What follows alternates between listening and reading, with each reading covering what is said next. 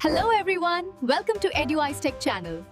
अच्छा, कभी ऐसा हुआ है कि ही, शी, इट, दे ये छोटे-छोटे शब्द सुनकर सिर चकरा गया हो? अरे, ये है प्रोनाउंस और आज हम ना इनकी पूरी कहानी समझेंगे। देखेंगे कि कैसे इनका सही इस्तेमाल आपकी इंग्लिश को एकदम नेक्स्ट लेवल पर ले जा सकता है।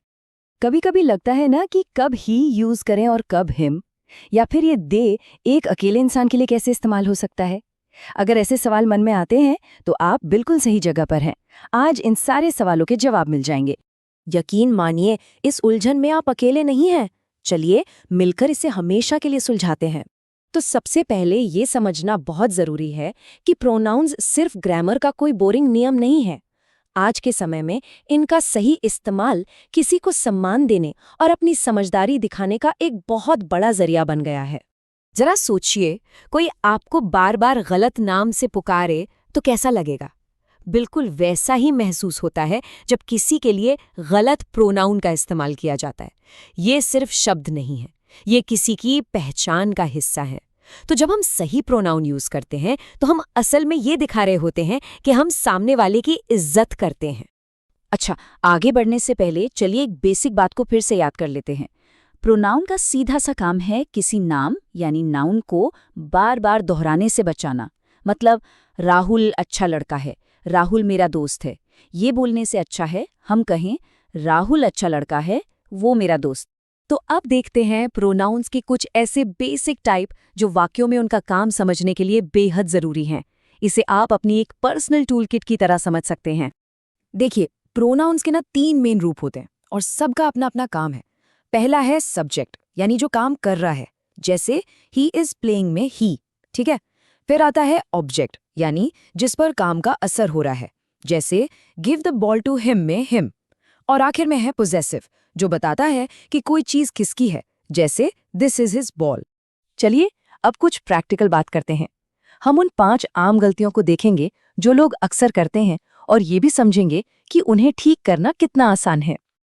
ये सबसे आम गलतियों में से एक है, सब्जेक्ट और ऑब्जेक्ट प्रोनाउंस के बीच कंफ्यूज हो जाना। मतलब जहां शी लगना चाहिए वहां हर लगा देना। यहां पर कार मैकेनिक के पास ले जाने का काम कौन कर रहा है? वो लड़की। तो काम करने वाले के लिए हम सब्जेक्ट प्रोनाउन यूज करते हैं जो शी है, हर नहीं।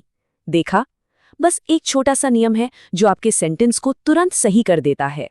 कभी कभी प्रोनाउन का इस्तेमाल ऐसे होता है कि ये क्लियर ही नहीं हो पाता कि वो किसके बारे में बात कर रहा है, और इससे ना पूरे सेंटेंस का मतलब ही गड़बड़ हो जाता है। अब इस उदाहरण में देखिए, ही वॉज रूड।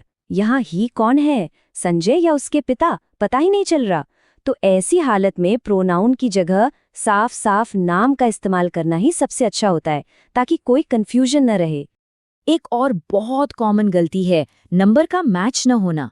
नियम बहुत सीधा है, अगर नाउन एक है तो प्रोनाउन भी सिंगुलर होगा, और अगर नाउन एक से ज्यादा है तो प्रोनाउन भी प्लूरल होगा। यहाँ फ्लावर पॉट यानी गमला एक ही है, तो उसके लिए प्लूरल देयर का इस्तेमाल करना गलत है। सही शब्द होगा इट्स, जो कि सिंगुलर है। इससे पता चलता है कि नंबर का ध्यान रखना कितना जरूरी है।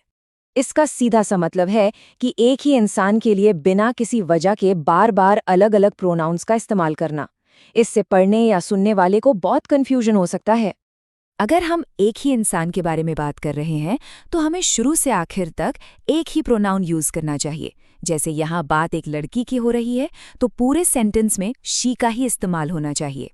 और अब आते हैं सबसे कॉमन और शायद सबसे मजेदार गलती पर, वो है सिंगुलर दे का इस्तेमाल। बहुत से लोग इस बात को लेकर कंफ्यूज रहते हैं कि भाई दे का इस्तेमाल एक इंसान के लिए कब और कैसे कर सकते हैं। तो चलिए इस गेम चेंजर को ठीक से समझते हैं। सिंगुलर दे का सही इस्तेमाल आज की इंग्लिश में बहुत जरूरी हो गया है, और ये हमारे बात करने के तरीके को भी बदल सकता है। जरा इस वाक्य को देखिए। किसी ने स्टेशन पर अपना बैग छोड़ दिया है, उम्मीद है वे उसे लेने वापस आ जाएंगे। यहाँ समवन तो एक ही इंसान है, लेकिन हमने उसके लिए देयर और दे का इस्तेमाल किया। सच तो ये है कि हम सब अपनी रोज की बातचीत में ऐसा करते ही। तो सबसे जरूरी बात यह है कि सिंगुलर दे का इस्तेमाल 3 मेन सिचुएशन में होता है। पहला, जब हमें किसी का जेंडर पता ना हो। दूसरा, जब जेंडर बताना जरूरी ना हो। और तीसरा, जो कि बहुत महत्वपूर्ण है, उन लोगों के लिए सम्मान दिखाने के लिए जो खुद को पुरुष या महिला यानी नॉन बाइनरी मानते हैं। तो मतलब सारी बातों का निचोड़ क्या है? बस एक लाइन याद रखिए, नाउन रिपीट नहीं करना हो तो प्रोनाउन यूज करते हैं। बस यही है इनका सबसे बड़ा काम, हमारी भाषा को आसान और फ्लुएंट बनाना। ठीक है, तो हमने काफी कुछ सीख लिया। अब एक छोटे से प्रैक्टिस के लिए तैयार है? चलिए देखते हैं। स्क्रीन पर 2 वाक्य हैं और दोनों में एक एक खाली जगह है। क्या इन खाली जगहों में सही प्रोनाउन भर सकते हैं? पहला है Riya is a girl, dash is happy. और दूसरा this is a ball, dash is red. सोचिए जरा, इसका सही जवाब क्या होगा? अपने जवाब नीचे कमेंट्स में जरूर बताइएगा। और हाँ, याद रखिए, प्रोनाउन सिर्फ ग्रामर के रूल्स नहीं है, ये हमारी बातचीत को जिंदा दिल और सम्मानजनक बनाने का एक तरीका है। अब असली सवाल ये है, इस नई समझ के साथ किसी के बात करने का तरीका कितना बेहतर हो सकता है? That's all for today. If you like this video, like, share, subscribe to EduWise Tech channel. See you in the next video.